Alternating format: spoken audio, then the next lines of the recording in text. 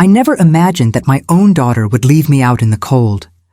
I never thought the man she married would rob me of my dignity in my darkest hour, and that she would stand by and let him. But what they didn't know was that life had one final move for me to make. And when I made it, everything shifted. Get ready, because what you're about to hear is not just a story, but a reckoning. Comment below where you're watching from, and don't forget to subscribe for more stories like this. My name is Catherine. I'm 58 years old, and until recently I believed in something called unconditional love, especially when it came to family. I centered my life around my husband and our daughter, Olivia. Every meal I cooked, every holiday I planned, every penny I saved was all for them. When my husband passed away from cancer last year, it felt as though the ground had vanished beneath me. But I told myself that I still had Olivia. I still had my daughter. I sold the house my husband and I had built from the ground up in Cedar Park, just outside Austin. There were too many memories there. Too many nights waking up, expecting to hear his voice calling from the kitchen. Olivia and her husband Peter offered me a place to stay for a while, or at least Olivia did. Peter barely looked up from his phone when I moved in. I tried not to make waves. I kept to my small room in the back. I cooked, cleaned, ran errands, trying to be helpful, trying to stay out of the way. But Peter had a way of making me feel unwanted. His eyes always seemed irritated, like I was a thorn in his side. It started with the small things. He would roll his eyes if I asked a question. He'd change the TV channel when I was in the middle of a show. Once I heard him mutter under his breath, "Freeloader," as he passed by me in the hallway. I tried to convince myself I had misheard, but deep down I knew I hadn't. Olivia said nothing. I would look to her for support, for just a word, anything. But she always played it down. "He's stressed," she would say. "Work's been tough." I swallowed the shame and kept quiet. That's what mothers do, right? But that one night, it broke me. We were at the dinner table. I had made chicken pot pie, Peter's favorite. Olivia was scrolling through her phone. Peter sipped his beer as usual. The silence was suffocating. Then, out of nowhere, Peter looked up and said, "You know, maybe it's time we stop pretending this is temporary. We're not a charity." Olivia froze. I stared at him. "What do you mean?" I asked. He smirked. "I mean, how long is this supposed to go on? You're not working. You're not contributing. We have bills. We didn't sign up for extra mouths to feed." My breath caught in my throat. My heart was pounding. I turned to Olivia, desperate. Olivia wouldn't meet my eyes. "Maybe it's best," she mumbled. "If you find something more stable." For everyone's sake. I didn't scream. I didn't argue. I stood up, walked to my room, and packed my things. 2 suitcases. That was all I had left of my life. I didn't even cry while packing. The tears came later when I stood outside their apartment, the cold wind biting through my coat, and realized I had nowhere to go. Olivia didn't walk me out. Peter didn't even pretend. I sat on the curb for an hour. My phone battery was dead. My heart was too. I remember thinking, this is what it feels like to be erased. That night, I checked into a motel, the kind where the wallpaper peels and the vending machine steals your change. I lay awake, staring at the ceiling, wondering how everything had turned so cold, wondering what I had done to deserve this kind of abandonment. The next morning, I sent Olivia a message.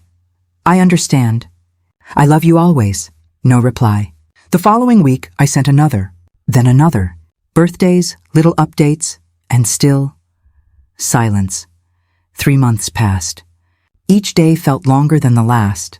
I tried applying for jobs, anything, but no one wanted to hire a grieving widow in her late 50s with no recent work history. I considered cleaning houses, babysitting, but my body didn't move the way it used to. The loneliness was suffocating, and worse than that, the shame. I had given everything to that girl. How could she turn her back so easily? One evening, as I went through a box of old family keepsakes, trying to feel close to something, anything, I found it. My mother's old diary. I hadn't read it in years, maybe never, but something pulled me to it. I sat on the edge of the motel bed, turned the pages, and that's when I found it. A name. A truth, a secret that changed everything. I remember the moment clearly. My hands shook. My heart raced, because suddenly, I wasn't just the mother who had been kicked out. I was someone else entirely. And for the first time in months, I smiled. They took everything from me, but they had no idea what was coming. After that night, the days blurred into each other like gray watercolors bleeding on a wet canvas. The motel room smelled of stale air and distant cigarettes. The hum of the vending machine outside my door became a lullaby of defeat. I stayed quiet. I didn't cry every night, but when I did, it was silent. The kind of crying where your whole body trembles, but you keep it inside because no one's coming to comfort you. I texted Olivia again on the 4th day. "I'm okay. Just wanted to know how you are." No reply. I tried again 2 weeks later. Just a heart emoji. Nothing. I told myself she was busy, that she would come around, that Peter must be twisting things. But as the weeks rolled on, that hope started to decay inside me. My money was running out. I tried finding part-time work, grocery stores, front desks, even a diner down the highway, but I was either overqualified or not a good fit, which is just polite code for too old and too tired. One night, I sat on the floor of that room, sorting through the only box I had brought with me that wasn't clothes. It was a dusty memory box from the house. Some old photos, a few letters, and at the very bottom, a small leather-bound book. My mother's diary. It surprised me.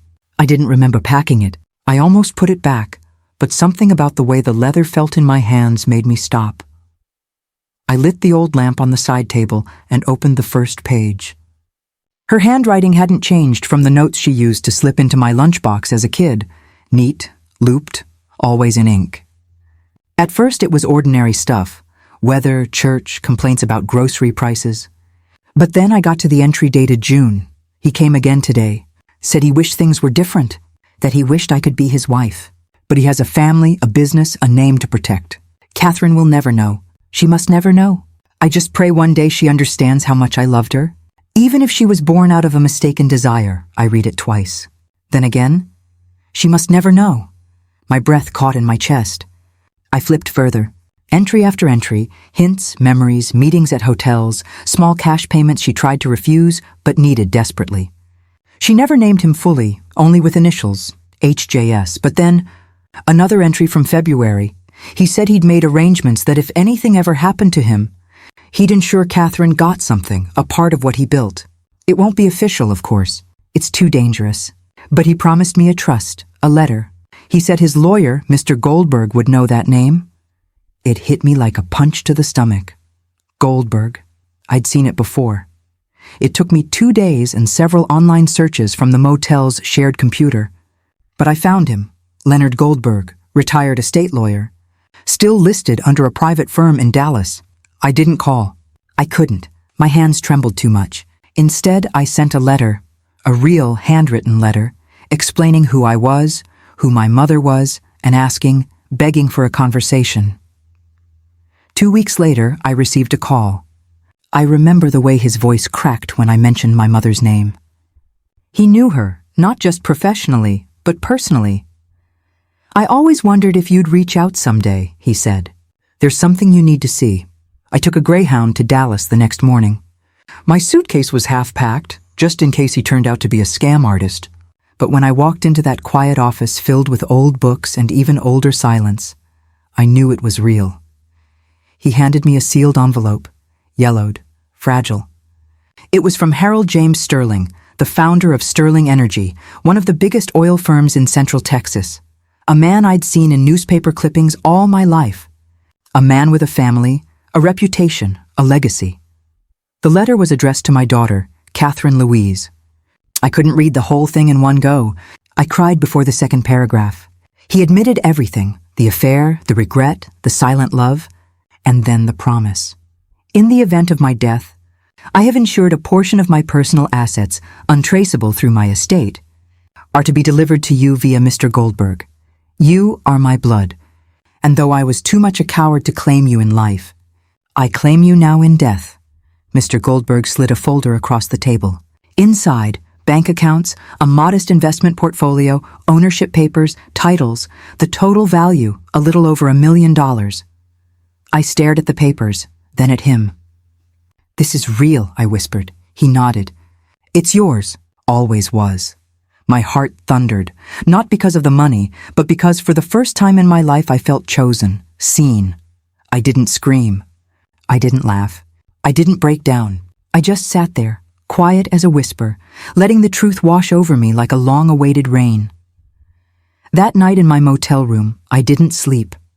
I stared at the ceiling like I had for months, but this time with a smile creeping onto my face. They thought they discarded me. They thought I was done, but they had no idea. I wasn't broken. I was just getting started. I was breathing in clarity. I stayed in Dallas for a few more days, wandering through neighborhoods, sipping coffee in silence, watching people live their lives. People who hadn't been discarded like I had, and for the first time I didn't envy them. I studied them. I wondered who among them wore smiles that hid heartache, who had been betrayed, who had fought their way back from being invisible. Leonard Goldstein didn't just give me the inheritance. He gave me time to process, time to understand what I now held in my hands. It wasn't just wealth, it was power, and I had no idea what to do with it. But grief has a way of fueling you when you've been humiliated enough. When I returned to Austin, I didn't go back to the motel. I booked a short-term rental downtown, just off South Congress. Clean, modern, quiet, the kind of place Olivia and Peter would never imagine me affording. I began dressing differently, more polished, more deliberate. Not flashy, just invisible in a new way. The kind of invisible that gets you through doors. I started watching YouTube videos on investing, real estate, contracts. I learned the language of business, not because I wanted to build an empire, but because I wanted to protect myself. I would never be powerless again. That's when I found it. The listing was buried on a real estate auction site, a unit in an apartment building in East Austin. A little rundown but structurally sound. The location, the exact complex where Olivia and Peter lived. I sat there staring at the screen, heart pounding. It was listed as distressed, with the owner defaulting on property taxes.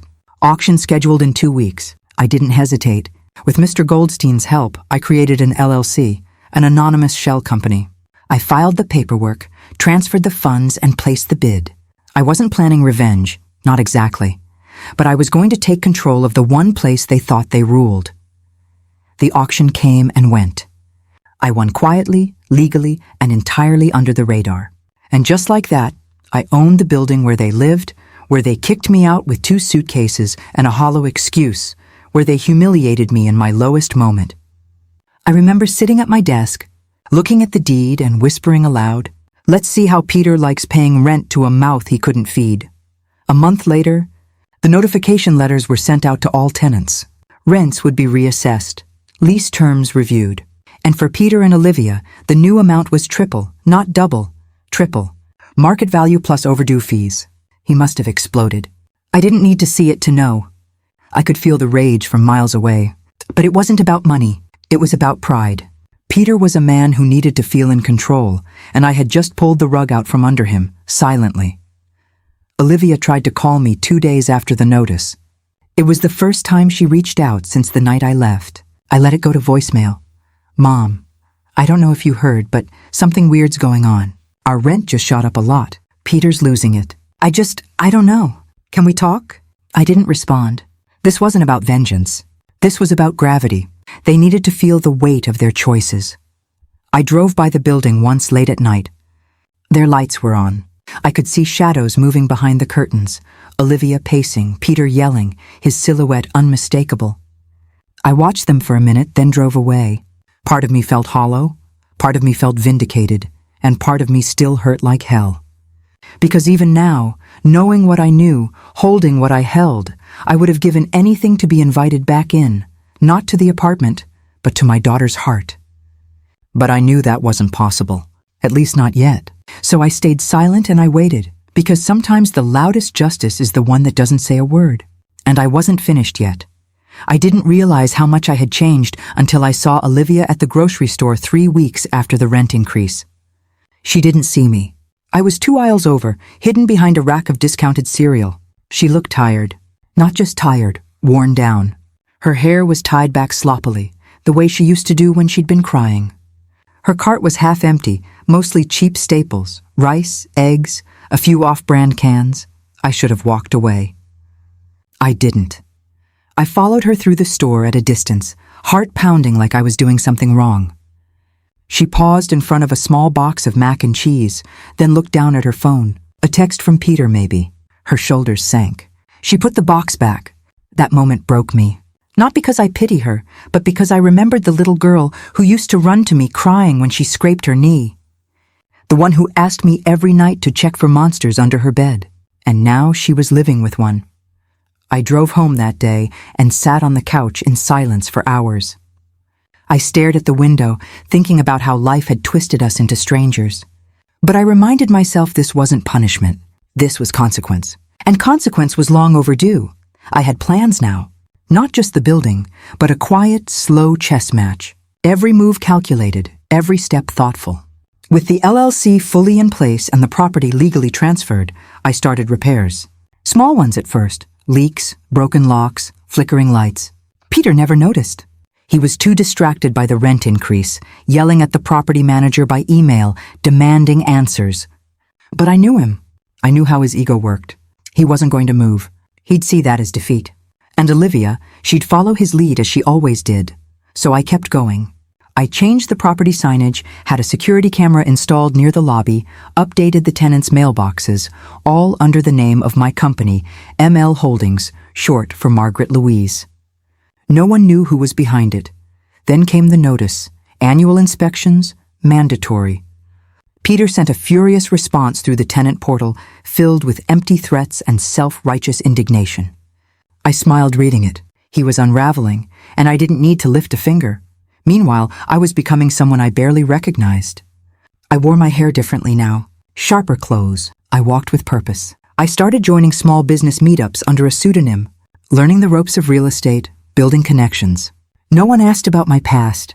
They only saw a quiet, composed woman with sharp eyes and cash on hand. The best disguise is the truth you don't say. One morning, I passed Olivia and Peter in the parking lot as I exited a tenant meeting. I kept my sunglasses on, my hair tucked into a sleek bun, documents in hand. Olivia barely glanced at me. Peter didn't recognize me at all. Later that night, I sat in my living room, sipping tea, thinking about how strange it felt to walk right past your own child and be invisible. Not because you're weak, but because you're stronger than they remember. They couldn't see me now because they only knew the version of me they used to control. And that woman was gone. The calls from Olivia continued. Soft, hesitant voicemails. Hi, Mom. Just wanted to see if maybe you had time to talk. I know things have been complicated. I didn't return them, not out of cruelty, but because I needed her to feel the void she created. And every time I felt doubt creep in, I opened my mother's diary. I read those words over and over again. Margaret will never know. She must never know. But I did know now, and with that knowledge came a kind of armor no one could tear through. I was no longer the woman begging to stay under their roof. I was the woman who owned it. I always believed revenge wasn't about getting even. It was about balance, justice without fire. A correction, not a war. But when I saw the email response from Peter after he received the notice of his rent increase, I'll admit a small flicker of satisfaction lit inside me. Subject, rent increase. This is absolutely unacceptable. This must be a mistake, tripping our rent. That's extortion. I demand to speak to whoever owns this dump. We've lived here for 3 years and never been late once. This is robbery. He signed it. Peter D. Harmon, like his name meant something. I read the email 3 times and then forwarded it to my property manager with a simple note. Please respond using Standard Clause C regarding market rate adjustments. No special exceptions. Peter wasn't just angry. He was stunned.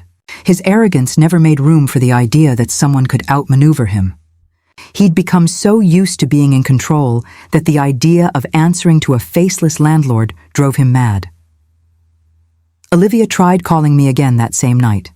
The voicemail was different. No pretense. Mom, I know you're not picking up, but I really need to talk to you. Things are rough right now. Peter's upset. He's taking it out on everything. We're trying to figure things out. I miss you. I do, her voice cracked at the end. For a moment, my fingers hovered over the screen. I could call her back, tell her it would be okay, that I'd fix everything, but I didn't. Because it wasn't okay, and I couldn't keep fixing the messes she helped create. Olivia had let him throw me out like I was nothing more than a bill they couldn't afford. And now that the pressure was on her, she remembered how to dial my number. No, let her sit with the silence a little longer. The next week, I authorized additional upgrades on the property. New exterior paint, hallway lighting, landscaping improvements. Peter's rent wasn't just a punishment. It was funding improvements for the other tenants. That was the irony. Everyone else benefited. He just couldn't see it. He began leaving angry notes under the office door. The water pressure sucks. Trash is piling up. If this is what we're paying for, it's a joke. Every note went unanswered. Olivia stopped leaving messages.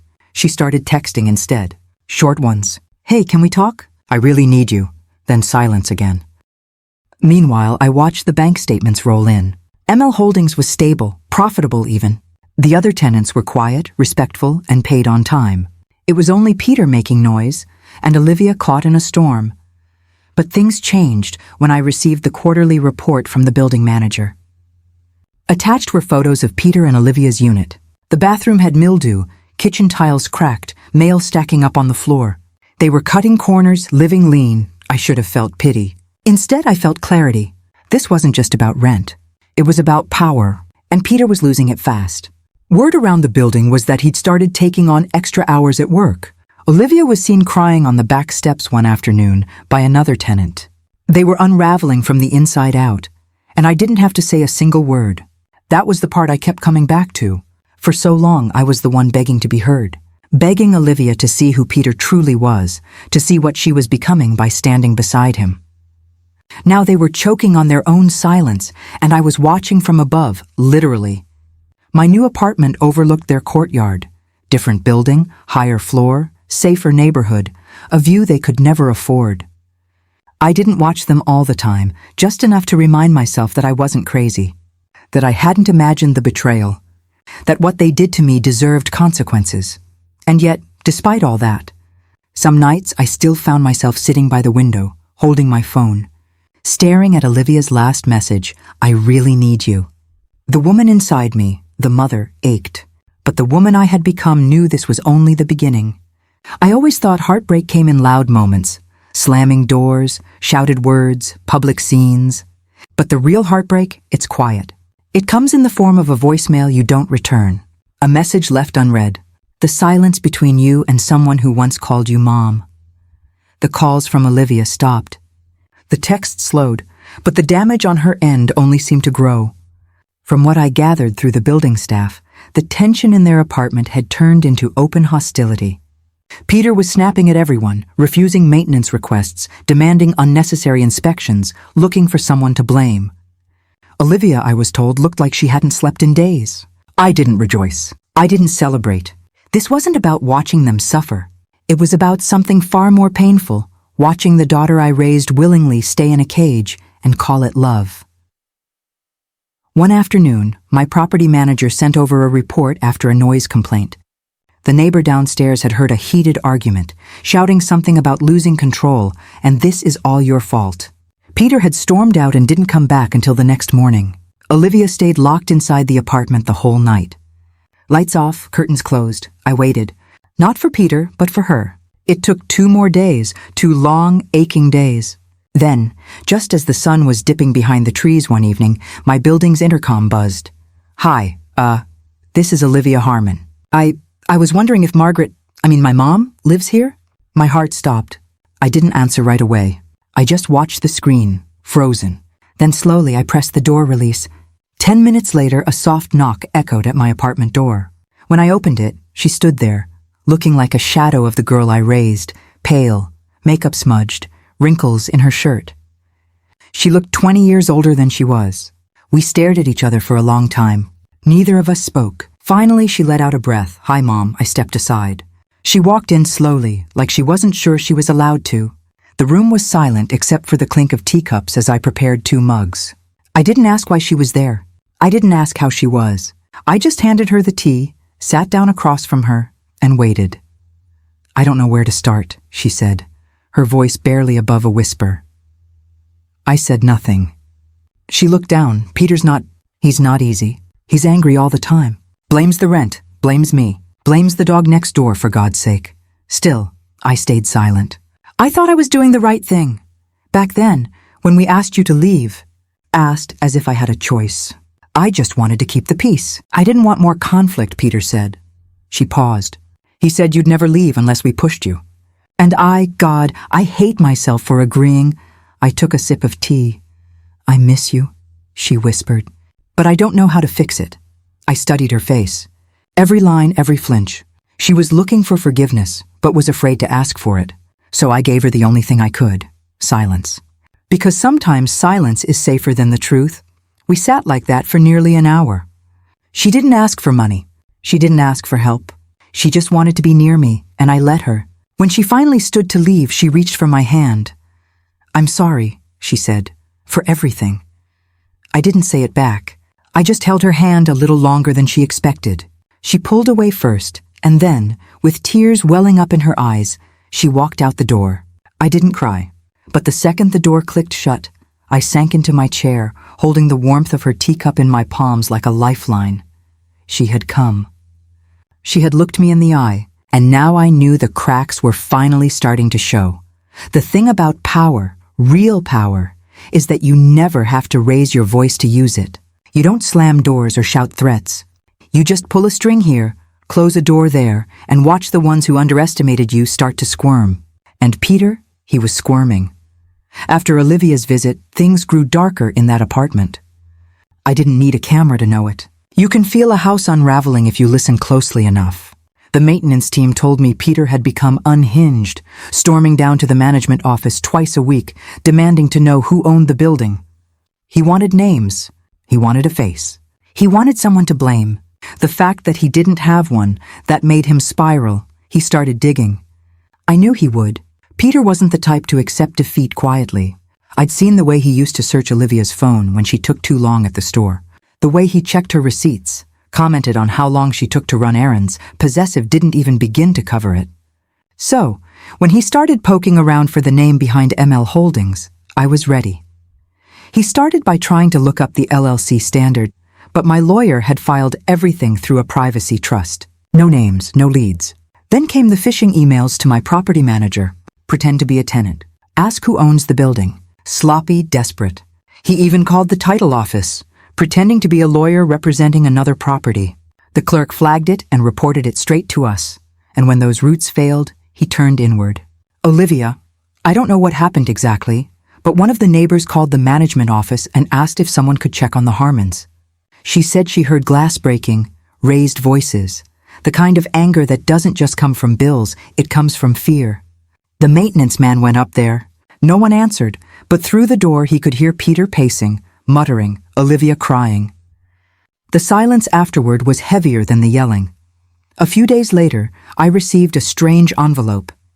No name on the outside, no return address. Inside a note, I know what you're doing. You think you're clever, but you don't scare me. I'll find out who you are, and when I do, you'll regret it. No signature, but I recognize the handwriting. Peter wrote like he spoke, angry, uneven, pressing too hard on the paper. I sat there with the letter in my hands, my heart thudding, not out of fear, but out of memory, because it took me back to the moment he stood in that kitchen and looked me in the eye like I was dirt beneath his feet. The way Olivia stood beside him, not just silent, but complicit. And now he was the one grasping at shadows, choking on uncertainty, screaming into the void. It was poetic, but it was also dangerous. So I doubled down. I had my lawyer contact building security. We installed more surveillance, discreet, legal, routine. I made sure the other tenants were protected. The building wasn't going to fall apart because one man couldn't handle the weight of his own cruelty. And Olivia. She didn't call again, but I heard from the building manager that she'd been walking to work. Her car had been sold. Their utilities were being cut back. Lights off by 9 p.m., no heat some nights. The cracks weren't just in their relationship. They were in their survival. And yet through it all, I kept my distance. Because this wasn't about revenge. It was about resolution. Letting Peter's world shrink until he realized how small he really was. And letting Olivia decide, would she stay in the cage or find the key I'd placed right in front of her? I knew she wasn't ready yet, but the walls were closing in, and secrets have a way of leaking through cracks. I didn't expect the knock on my door that night. It had been quiet for days. No emails from management, no voicemails from Olivia, no more anonymous threats, just silence. The kind that feels like a storm crouched in the distance, waiting. But when the knock came, Soft and slow, something in my chest tightened. I opened the door. Olivia stood there, soaked from the rain, a grocery bag clutched to her chest like it was the only thing keeping her upright. Her eyes were red and her mouth opened, but nothing came out. She looked like she had run out of words days ago. I stepped aside. She walked in slowly, dripping water on the hardwood floor. I handed her a towel and we moved without speaking. I warmed the kettle, poured 2 mugs of chamomile tea. She sat on the edge of the couch like she didn't want to stay long, like she didn't deserve to. And maybe she didn't. She stared into her cup, eyes hollow. "He's not who I thought he was," she said finally. I stayed quiet. I knew. Part of me always knew. But I told myself it was stress, that he just needed support, that if I was patient, he'd come around. Still, I said nothing. She looked up, her voice trembling. "He thinks someone's targeting us. He's obsessed. He's been going through my phone, my emails. Last week, he followed me to work, said he was making sure I wasn't involved." A shiver ran through her, and not from the cold. He asked if I was hiding something. "If you were hiding something," that caught my breath. She didn't wait for an answer. I told him I hadn't spoken to you in weeks, that I didn't even know where you were. She paused. But that was a lie. I met her eyes for the first time. "I found your building listed in a security notice," she said. "Same management company. I figured it out. It wasn't hard." Of course it wasn't. Olivia was smart. She always had been. But smart doesn't always mean brave. And now, she looked like someone who had finally opened her eyes and hated what she saw. I didn't speak. "Not yet," I said. "I miss you," she whispered. "But I don't even know how to be around you anymore." My hand tightened around the mug. "You left," she said, voice cracking. "And I let you. I let him push you out." Finally I spoke. "No, Olivia, you didn't let him. You stood with him. That stopped her cold." She blinked. Her lips parted slightly, like she wanted to deny it, to defend herself, but there was nothing left to defend. I stood up, walked to the window, and stared out into the night. "I begged for your voice that night," I said. "Just one word, just one, and you stayed silent." Behind me, I heard her exhale, a quiet, broken sound. "I didn't think it would get this bad," she said. "I thought I could manage him." "You can't manage a man like that," I said softly. "You survive him or you leave him." She didn't respond. She didn't have to. We sat in silence for a long time. 2 women who shared blood but not trust. Not yet. Maybe never. When she finally stood to leave, she set the mug down carefully, her eyes rimmed with unshed tears. "I don't expect forgiveness," she said. "I just needed to remember what it felt like to be safe." I walked her to the door. She paused, then turned back suddenly and wrapped her arms around me. I didn't return the hug at first. Then I did, but gently, cautiously, like someone trying to hold a memory without letting it slip through their fingers. When she pulled back, she didn't say goodbye.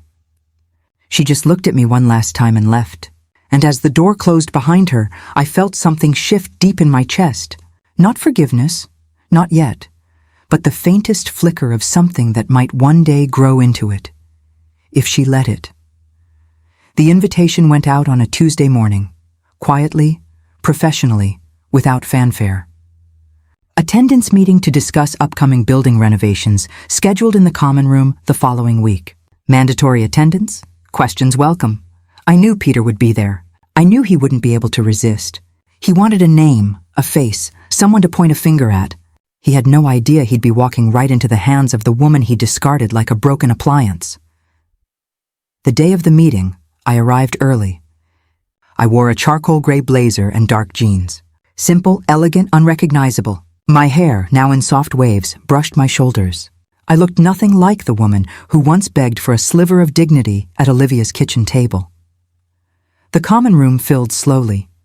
Tenants trickled in, some curious, others annoyed, most indifferent. And then came Peter. He stormed in with the swagger of a man expecting confrontation. Olivia trailing behind him like a shadow. He didn't look around, didn't notice me. He only saw the property manager at the front and went straight to him. "Where is she?"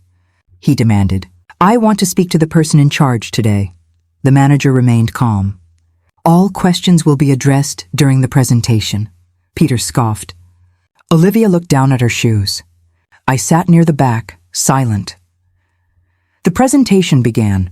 Routine announcements, upgrades, timelines, the new security system, the updated landscaping, the improved insulation.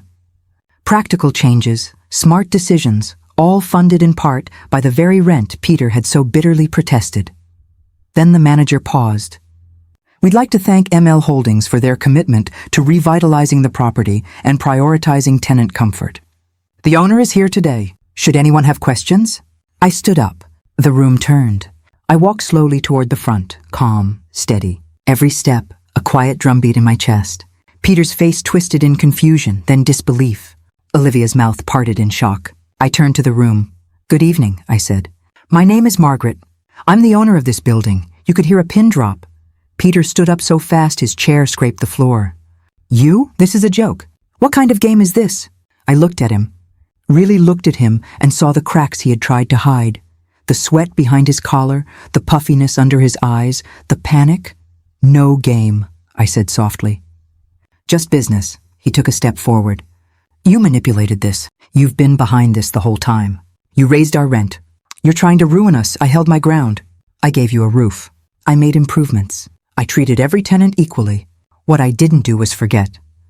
He opened his mouth to speak, but I turned back to the group. If anyone has questions about the changes or improvements, I'm happy to answer them after the meeting. Thank you, I stepped aside.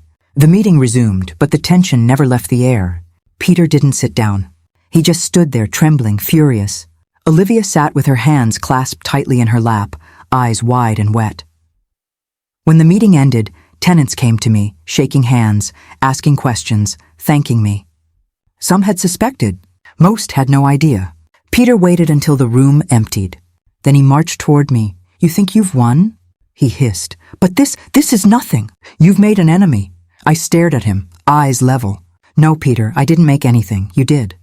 The day you looked me in the eye and treated me like I didn't matter. Olivia stepped between us. Peter, stop. He turned to her, shocked. What did you just... I said stop, she repeated louder this time. She's not your enemy. She never was. You are. He looked at her like she'd struck him.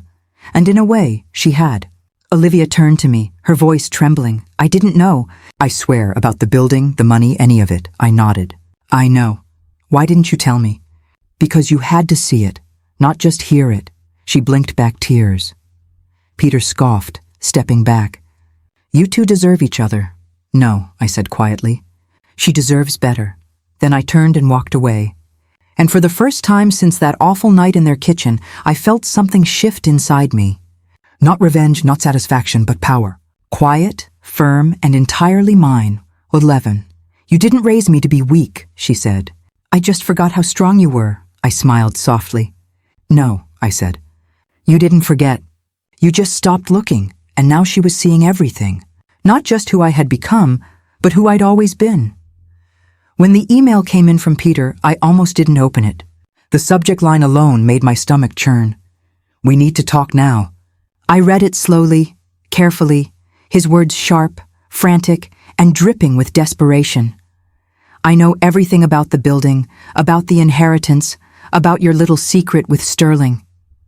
You think you're clever? You think you can ruin my life and walk away smiling? Let me make something clear. If you don't undo this, I will go to the press. Your name, your mother's affair, everything. Let's see how your precious reputation holds up when everyone knows what kind of family you really come from. I stared at the screen in stunned silence. He had finally connected the dots. Somehow, through Olivia or his own digging, he'd discovered the truth. But I wasn't afraid because I had planned for this moment since the day I bought the building. I forwarded the email to my attorney. By the next morning, Peter received a cease and desist letter. In it were records of every threatening message he had sent to the property office, the falsified documents he tried to submit under a fake law firm, and the tampered emails we had quietly traced back to his IP address. There were tenant complaints, maintenance sabotage logs, and even audio clips of his rants from public spaces around the building. We didn't need to press criminal charges. Just one defamation and harassment suit was enough. He panicked, and I knew it because Olivia called me 2 days later. He's gone, she said, her voice shaking. Packed up while I was at work. Left a note saying he was being hunted. Said you ruined his life. He ruined his own, I said quietly. Olivia was silent. "I'm sorry again," she said. "Forever thinking he deserved my silence." "You were scared," I replied. "I've been there. Fear makes you small, but you don't have to stay that way." It wasn't long before Peter tried to retaliate, posting vague rants on social media, implying corruption and betrayal. He never named names. He couldn't afford to. Not after the second letter from my attorney threatened legal action for every word he published. He went quiet after that, publicly at least. Privately, I knew he'd never forget the day he realized the woman he kicked out with 2 suitcases and a tired face now owned the roof over his head, the lease under his name, and the keys to every locked door he once slammed in mine. Olivia, on the other hand, was transforming. She moved out of the unit within a month, found a small studio near her job, started therapy, joined a community art class. She even painted something for me, an abstract of a phoenix in dark reds and golds. I hung it above my fireplace. We talked more often now, not every day, but when we did, it was real, honest. No more pretending. The last piece of the puzzle came in an envelope. Another letter. This one from Mr. Goldstein. "Congratulations, Margaret. The building has officially been transferred. The final tenants have signed new agreements. The lawsuit against Mr. Harmon has been resolved in your favor. You are now free to sell, hold, or restructure as you see fit." I folded the letter carefully, held it to my chest. This wasn't just about money or property or revenge. This was about truth, about reclaiming my name, my story, my strength. The next morning, I called a realtor. I was ready to close the last chapter and open the door to a life I no longer had to survive. I could finally live it on my terms. I sold the building in late spring. The final paperwork was signed on a bright, cloudless Tuesday. No fanfare, no ceremony, just a quiet click of a pen, a firm handshake, and the weight of 3 years of grief, betrayal, and silence finally lifting off my shoulders. The money was wired to my account the next day, but I didn't celebrate. Instead, I wrote a check, a large one. Half of the proceeds went to a local shelter for women and children in crisis, the kind of place I wish I had known existed the night I stood on that curb with 2 suitcases and no one to call. I asked them to build a wing named after my mother, the Alleliner House. It was my way of honoring the woman who gave me strength in silence, who hid a lifetime of secrets so that I could one day discover the truth and become something more than what the world expected. The other half, I used to buy a small house. It wasn't extravagant, just a charming little 2-bedroom on the same street where I grew up in Cedar Park. Oak trees out front, a porch swing, enough space for quiet, for healing, for growing tomatoes if I ever felt like trying. The day I moved in, Olivia helped carry boxes. She didn't say much, neither did I. But after we finished unpacking, she sat beside me on the porch swing, legs tucked under her, eyes scanning the street like she was trying to recognize the girl she used to be. "I remember riding my bike here," she said softly, "before everything got complicated." I nodded. "You were always safe here," I told her. "I forgot how that felt," she whispered. "We didn't talk about Peter. We didn't need to." His chapter had closed without a dramatic ending, just silence.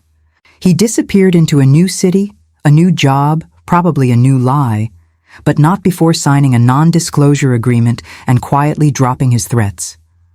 The last thing he wanted was another legal battle, or worse, for the world to see the truth about him. He was a ghost now. Olivia stayed for dinner. We made grilled cheese sandwiches and tomato soup like we used to when she was little. She laughed when she burned one side. I laughed when she tried to blame the pan. It was the first real laughter we had shared in years. That night, after she left, I stood at the window holding a cup of tea in both hands, watching the moonlight stretch across the front lawn. And for the first time in a long, long time, I said the words out loud. "I forgive you." Not to Olivia, but to myself, because that was the hardest part. Not rising from the ashes, but learning that I was never the fire they tried to extinguish. I was the spark they underestimated. They taught me that silence was weakness, but I learned how to weaponize it. They tried to erase me, and I became someone they could never forget. I sat down on the couch, opened the diary one last time, and tucked a note inside for Olivia to find someday. You don't need their love to be worthy.